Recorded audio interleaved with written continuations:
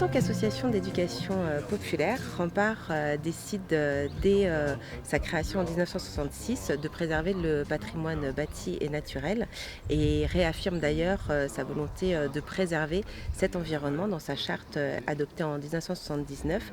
Ça reste aujourd'hui un des éléments fondamentaux de nos différentes actions.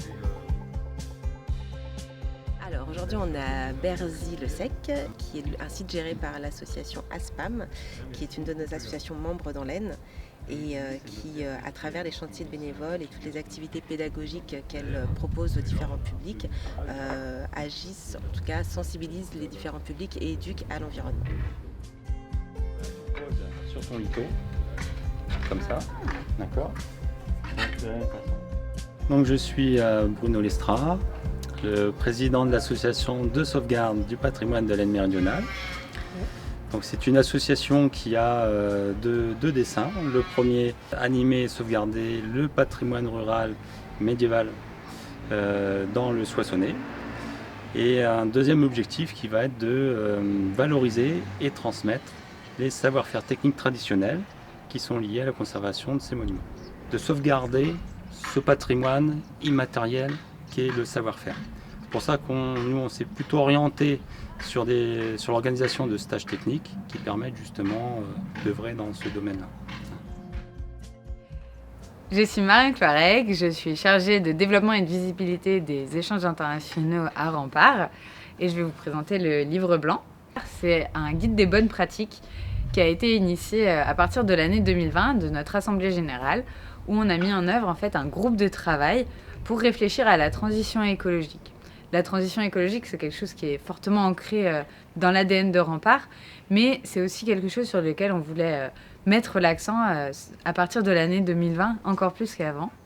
Et donc, on a réfléchi à un inventaire des bonnes pratiques qui existaient dans le réseau, mais aussi à un inventaire des actions et des conséquences que les changements climatiques ont sur les bâtis et les sites patrimoniaux que Rempart préserve et sauvegarde.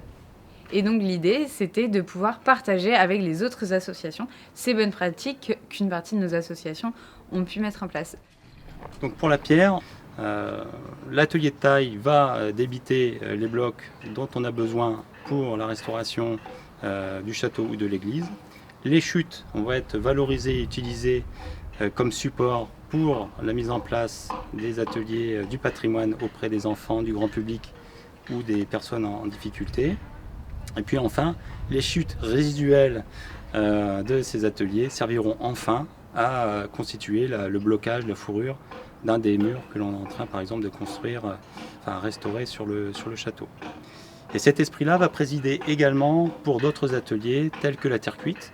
On travaille également avec du bois, un bois local, où on va pouvoir se rendre en forêt, choisir les différents arbres qui nous intéressent et ensuite les exploiter directement sur le site, sur le château de Berzy. Et optimiser finalement le cycle de ce matériau à travers la réalisation de nos pièces de charpente, de menuiserie et les déchets finalement qui vont en résulter, que ce soit les copeaux, les chutes, vont pouvoir être utilisés comme combustible par exemple, ou bois de chantier. Et puis enfin les sciures vont alimenter les toilettes sèches qui seront présentes sur les différents campements du chantier de bénévoles de Berzy.